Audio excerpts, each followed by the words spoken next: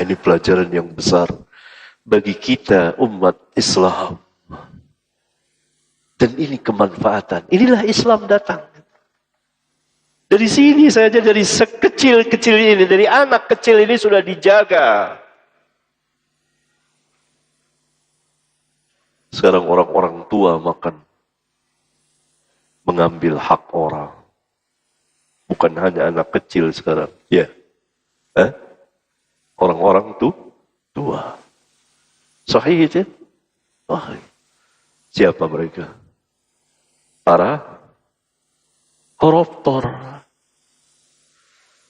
Para koruptor. Bukan hanya sebiji kurma, tapi triliun diambil hak orang. Orang banyak yang bukan 1 juta, 2 juta orang, tapi ratusan juta orang. Ya. Ada yang salah dalam pendidikan di rumah tangga kita yang harus diperbaiki.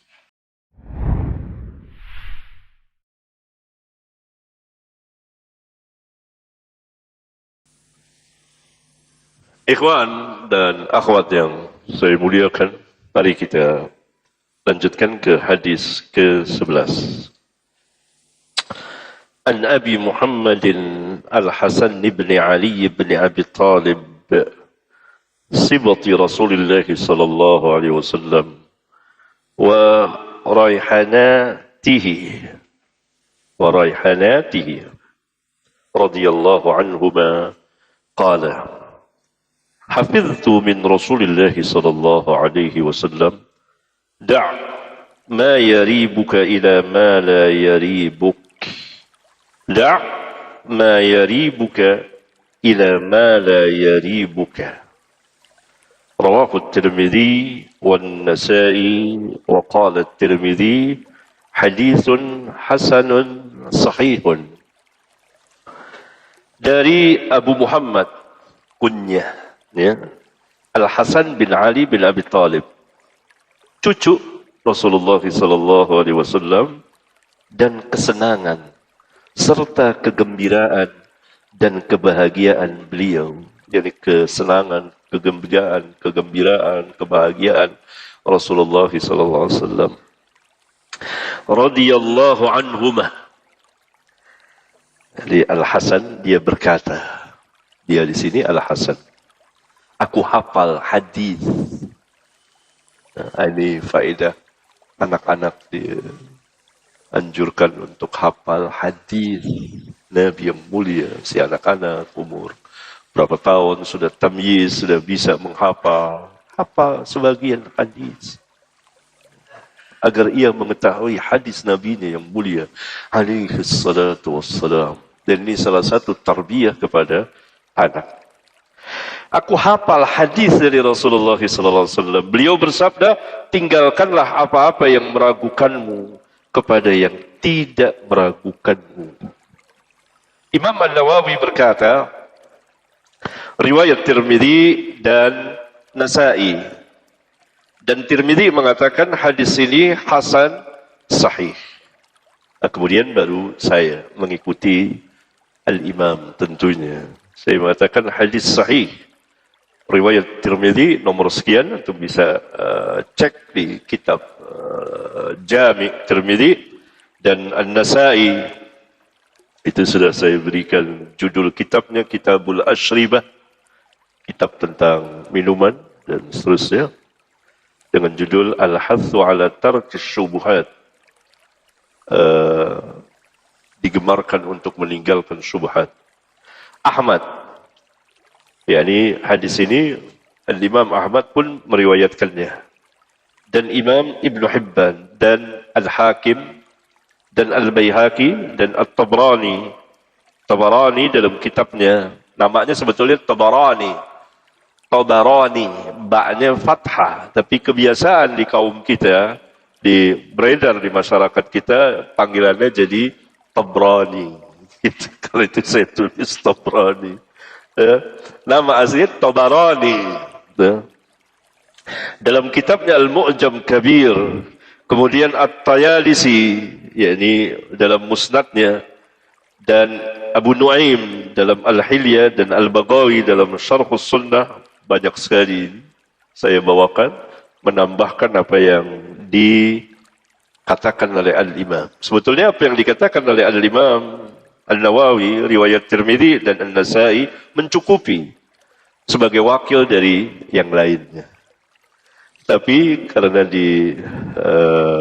untuk meluaskan pembahasan, maka saya memberikan tambahan yang lainnya agar diketahui oleh khususnya para pelajar ilmiah.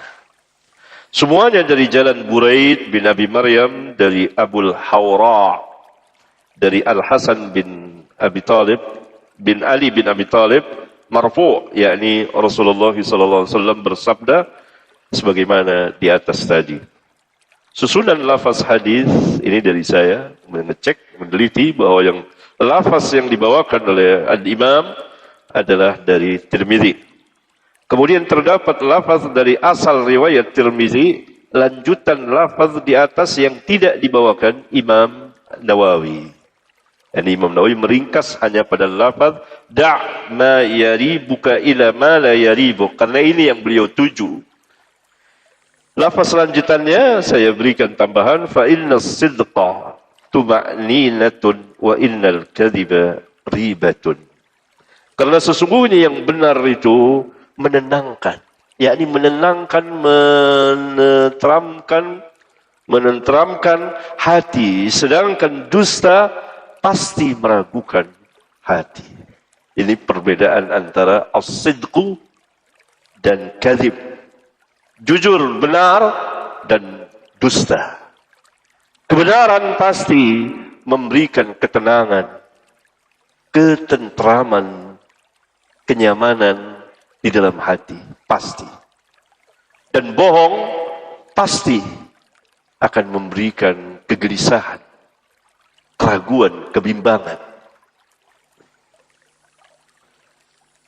Hadis ini telah disahihkan oleh Tirmidzi dan Ibnu Hibban dan Al-Hakim dan Al-Zahabi dan selain mereka.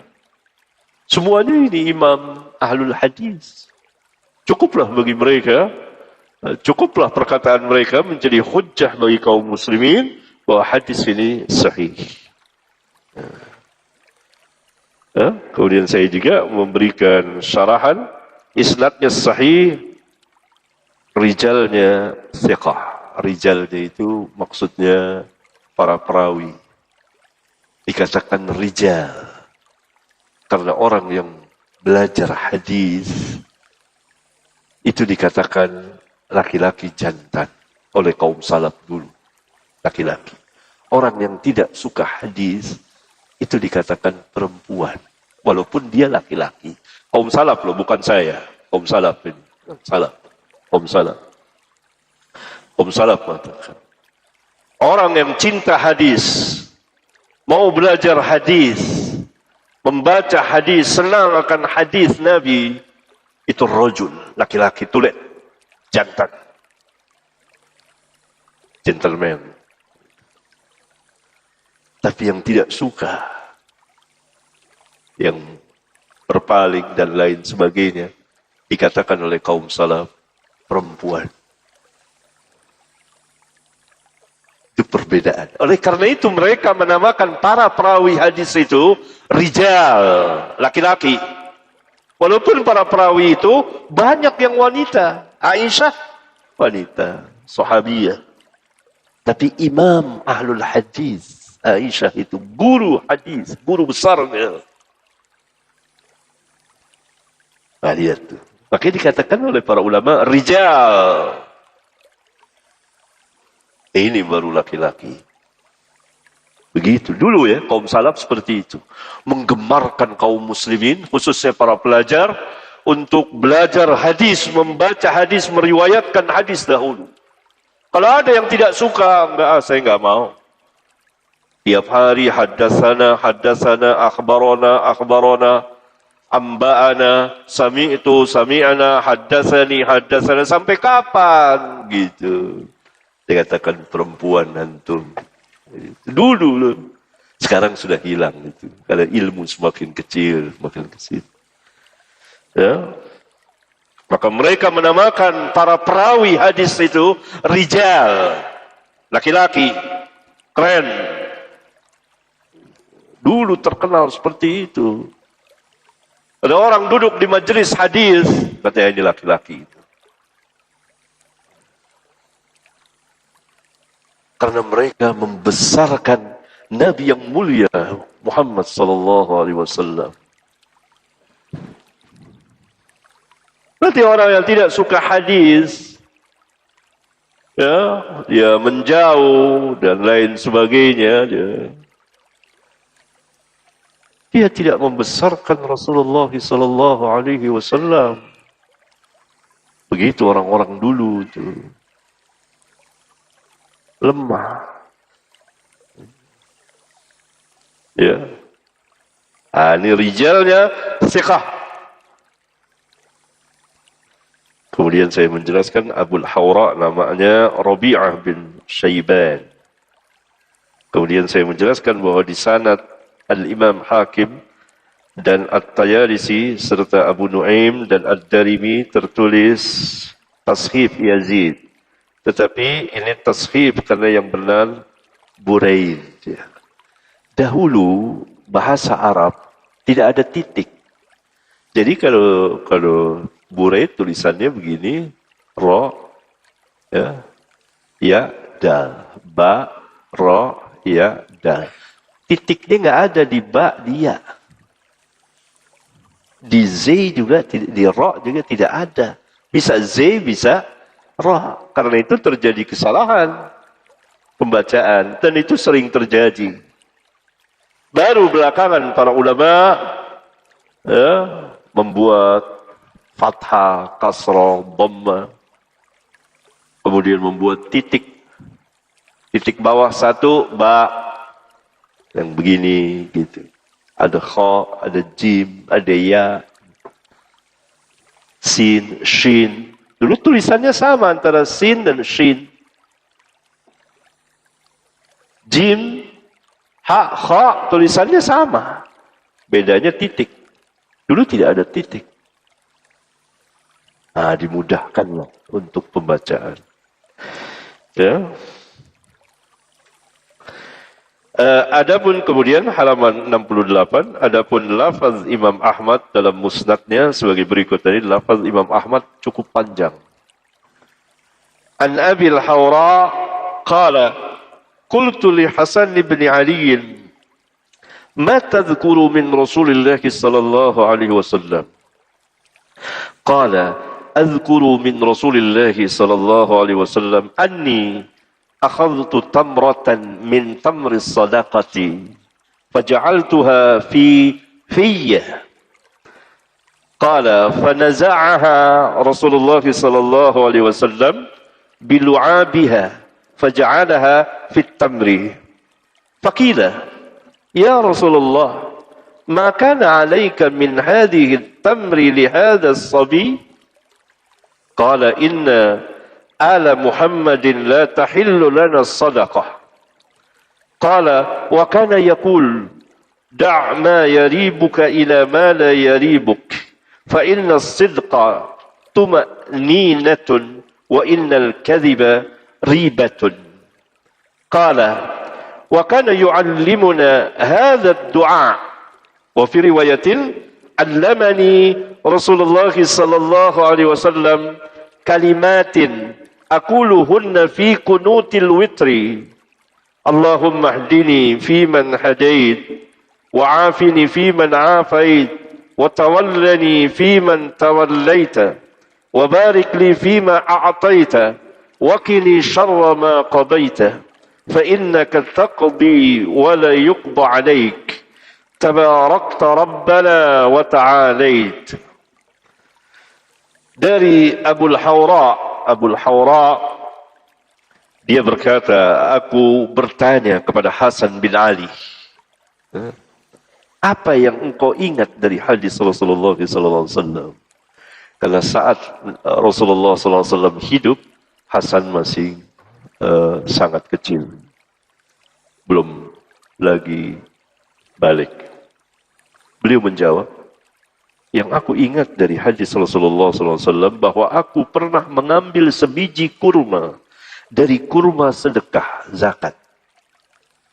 Lalu aku memasukkannya ke mulutku.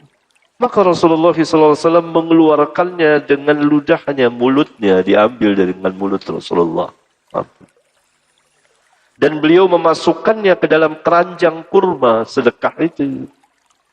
Beliau pun ditanya, wahai Rasulullah, mengapa engkau tidak biarkan saja kurma itu dimakan oleh anak kecil ini, oleh Hasan? Kok diambil? Padahal kurmanya sudah masuk ke mulutnya. Beliau bersabda, sesungguhnya kami dari keluarga Muhammad tidak halal bagi kami sedekah. Nggak halal sedekah bagi keluarga Muhammad. Sedangkan Hasan keluarga Nabi Muhammad SAW, cucunya, anak Ali, anak Fatimah, baik sedekah sunat maupun wajib, yaitu zakat. Ini penjelasan dari saya. Hasan bin Ali berkata, dan beliau pernah bersabda, beliau yakni Nabi SAW, tinggalkanlah apa-apa yang meragukanmu kepada yang tidak meragukanmu. Karena sesungguhnya yang benar itu menenangkan, sedangkan dusta meragukan. Hasan bin Ali melanjutkan perkataannya, ceritanya kepada Abul Hawra tentang hadis-hadis Rasulullah SAW yang ia hafal semasa kecilnya. Hasan bin Ali mengatakan, beliau juga mengajarkan kepada kami doa ini. Dalam riwayat lain, dalam Musnad Imam Ahmad, Rasulullah SAW telah mengajarkan kepadaku beberapa kalimat yang akan aku ucapkan dalam kunut witir. Allahumma hadini fi man hadait, dan seterusnya seperti yang saya baca tadi. Dari lafal Al-Imam Ahmad ini yang panjang, kita mengetahui bahwa anak-anak sedini mungkin dari kecil telah dijaga agar makan yang baik dan halal. Kalau diketahui dia mengambil sesuatu yang bukan haknya, segera diberitahukan, diambil, dipulangkan. Itu pendidikan yang besar bagi anak-anak. Persiapan dia berangkat dewasa, insya-Allah ta'ala. Sehingga ia mengetahui bahwa ia tidak boleh mengambil hak orang, bahwa ia tidak boleh memakan yang haram, yang bukan haknya. Lihat Nabi SAW. Ketika ngelihat Hasan ambil kurma sedekah, ya namanya anak kecil nggak tahu, ambil aja, ada kurma ambil, makan dia. Dilihat oleh Rasulullah, langsung diambil dengan mulutnya, dilepein, ditaruh ke keranjang kembali, dikembalikan. Kemudian Nabi SAW menjelaskan kepada Hasan dengan bahasa yang dapat dipahami oleh anak yang sekecil itu, inna ala Muhammadin la tahillu lana sadaqah. Kita, keluarga Muhammad, termasuk engkau wahai anakku, begitu, tidak halal makan harta sedekah. Sedekah, orang kita panggil sedekah, bahasa Arabnya sedekah. Baik itu sedekah sunnah maupun sedekah wajib. Yang halal bagi Nabi SAW dan keluarganya adalah diberi hadiah. Diberi hadiah, nah itu halal. Tapi kalau zakat mal, zakat ini tidak halal bagi keluarga Nabi Muhammad SAW. Lihat Hasan. Ya, tidak boleh dijaga betul-betul. Berarti anak-anak datang kepada mereka perintah dan larangan. Diperintah dan dilarang. Walaupun belum masa sampai balik. Kalau dia mengerjakan, dia makan yang haram, dia tidak berdosa. Karena dia belum terkena perintah dan larangan. Yang terkena perintah dan larangannya, orang tuanya, atau walinya, atau pendidiknya.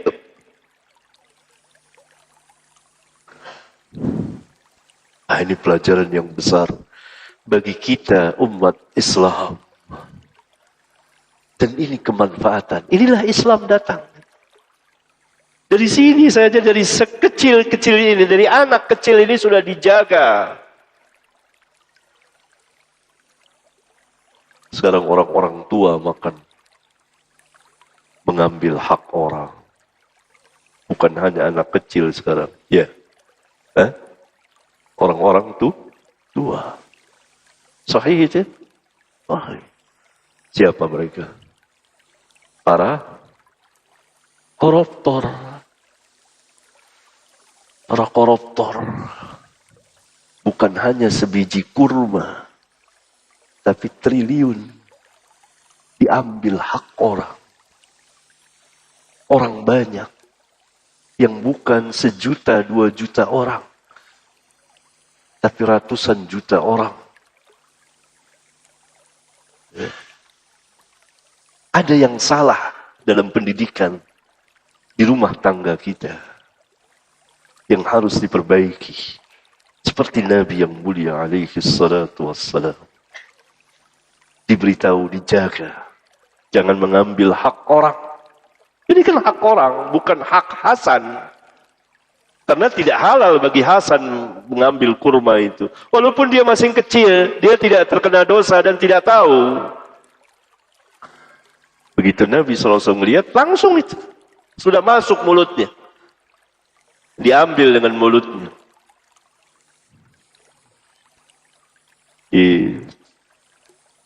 Dilepein gitu. Taruh ke keranjang. Kurma, sedekah. Tidak boleh. Dijelaskan kepada anak, berkomunikasi. Tidak halal, ini haram. Lihat, ini manfaat. Ini Islam datang yang di awal saya jelaskan. Untuk kemaslahatan umat manusia. Yang terdiri dari memberikan manfaat kepada mereka. Mencegah bahaya dari mereka. Dan menghilangkan kesusahan dari mereka. Itu Islam.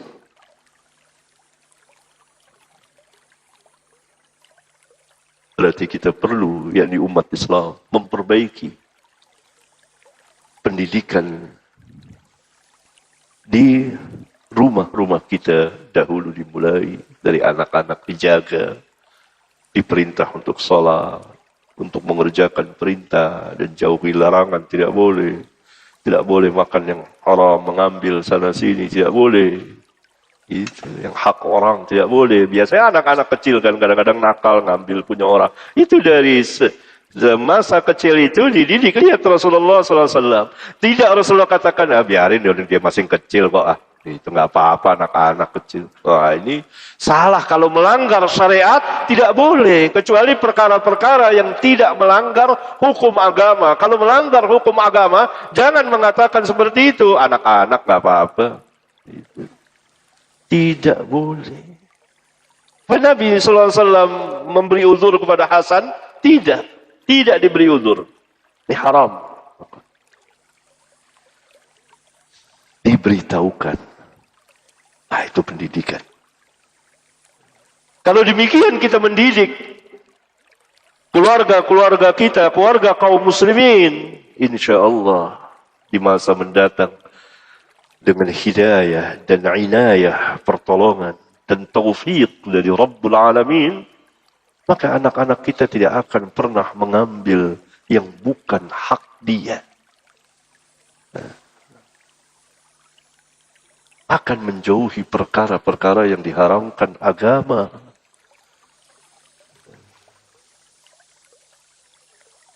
Antum lihat orang-orang mencuri.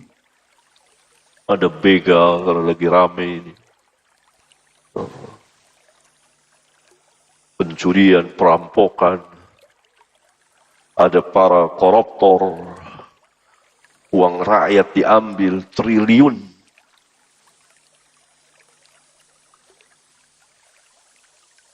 Bukan 1, 2 triliun, puluhan, ratusan.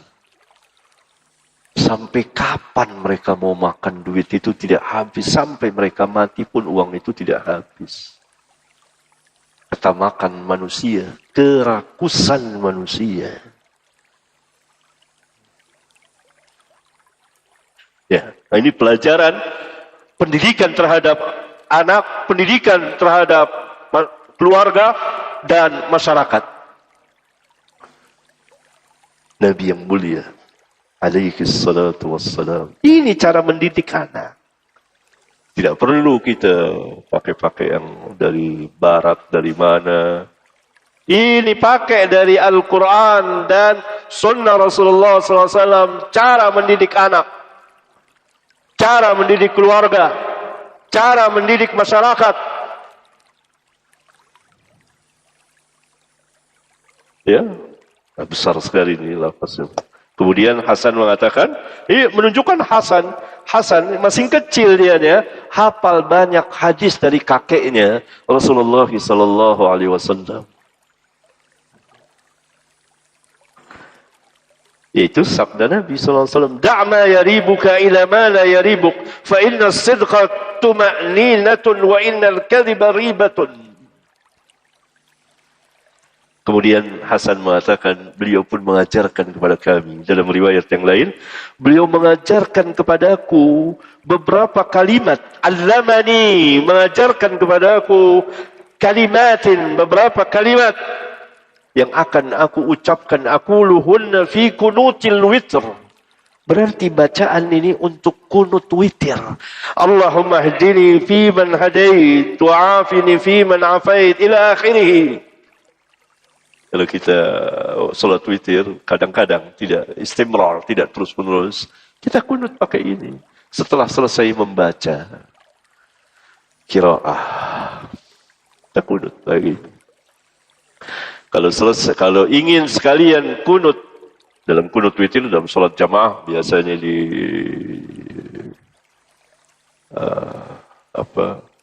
Ramadan, akhir, nisfu Ramadan, sekalian kunut nazilah ba'da ruku', rakaat terakhir ba'da ruku'. Kalau yang biasa ya di waktu berdiri selesai membaca. Berarti sebagian saudara-saudara kita telah tersalah dan melakukan kesalahan, melakukan dua kesalahan dalam kunut subuh. Pertama, bacaan ini bukan bacaan kunut subuh. Bacaan ini bacaan kunut witir. Di kunut subuh umumnya mereka membaca ini, dan mereka memang membaca ini. Allahumma hdini fiman hadai. Diganti domirnya jadi na. Allahumma hdina fiman hadai. Salah dalam penerapan. Ini bacaan kunut witir. Ini Hasan mengatakan, Allamani Rasulullah SAW kalimatin aquluhunna fi kunutil witri. Itu kekeliruan pertama. Ya, barangkali mereka belum mengetahui hadis ini. Karena itu harus belajar. Kesalahan yang kedua atau kekeliruan yang kedua, kunut subuh terus menerus. Itu hadisnya munkar. Hadisnya munkar. Dhaif, tapi diistilahkan dengan kemungkaran. Kemungkaran, munkar dalam istilah hadis beda dengan munkar dalam istilah perbuatan maksiat. Bukan. Hadis munkar, hadis yang seorang rawi sendirian dalam meriwayatkannya dan dia rawi yang dhaif. Di hadis kunut subuh itu ada rawi yang dhaif. Sendiri dia meriwayatkan tentang kunut subuh terus-menerus. Katanya Nabi SAW kunut subuh terus-menerus sampai sampai wafat. Nah, kalimat sampai wafat ini. Nabi SAW kunut nazilah. Pada solat subuh, solat zuhur, solat asar, solat maghrib, solat isya. Di 5 solat, 5 waktu solat. Kunut nazilah. Mendoakan kemenangan dalam peperangan kaum muslimin dengan orang-orang kufar. Dan mendoakan kebinasaan bagi musuh-musuh Islam. Begitu. Itu kunut nazilah. Tapi kunut terus-menerus di salat subuh, hadis dhaif. Hadis dhaif, munkar. Nanti ada dua kelemahan, kekeliruan yang diamalkan oleh sebagian dari kita. Mengamalkan kunut subuh terus-menerus sepanjang hayat, sepanjang setiap salat subuh. Ini hadisnya munkar dan bertentangan dengan hadis-hadis sahih yang lain. Yang kedua, bacaan yang diucapkannya salah dalam menempatkannya. Allahumma hdini fiman hadait, itu untuk kunut witir dan sahih bacaan ini. Mereka mengatakan, kan ada lafaz subuh dalam bacaan ini, itu dhaif lagi.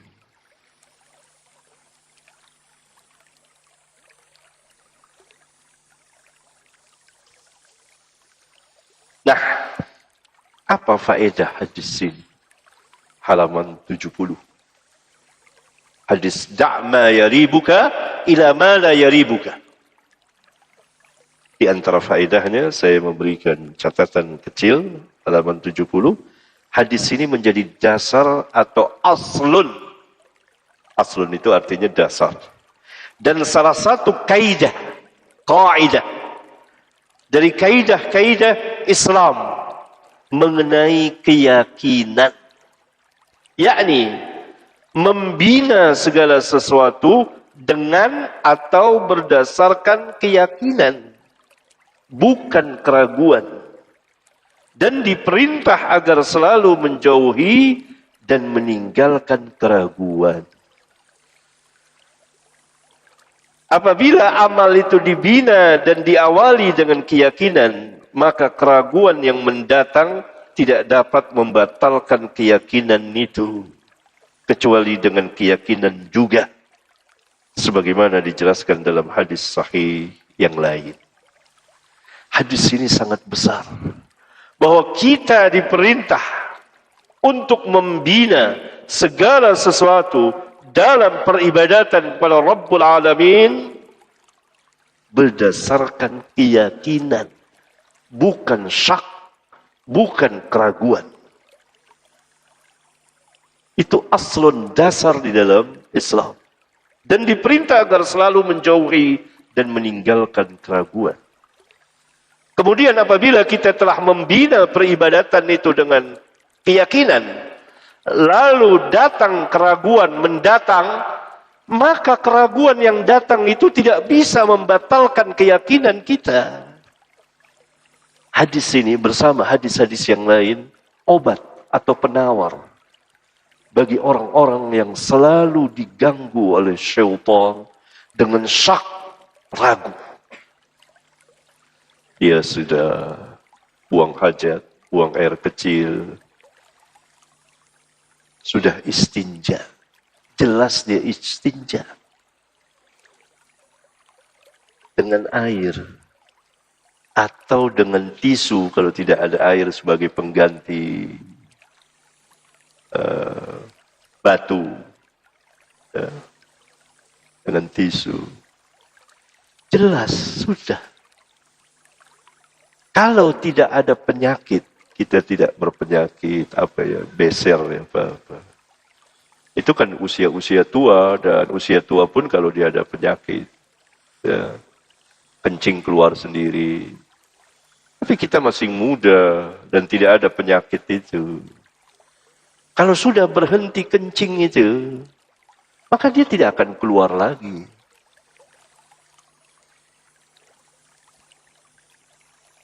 Tidak akan keluar lagi.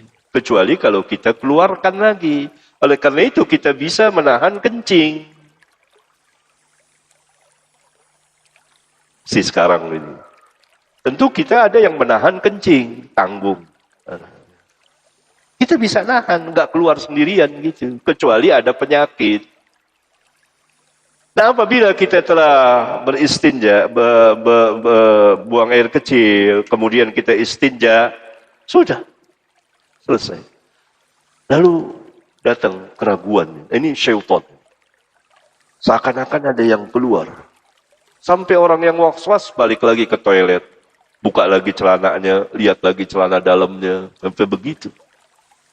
Ulang-ulang terus. Terus sholat, ruku dia.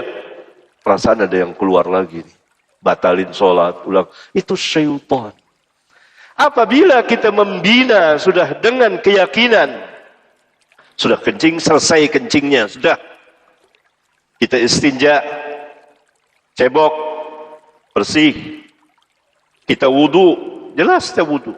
Sholat. Itu kita bina dengan apa? Keraguan apa keyakinan? Keyakinan. Apabila kita membina dengan keyakinan, lalu datang keraguan membisikkannya, itu syaitan. Batal nih, batal, ada yang keluar nih, batal. Jangan dihiraukan. Jangan dipedulikan.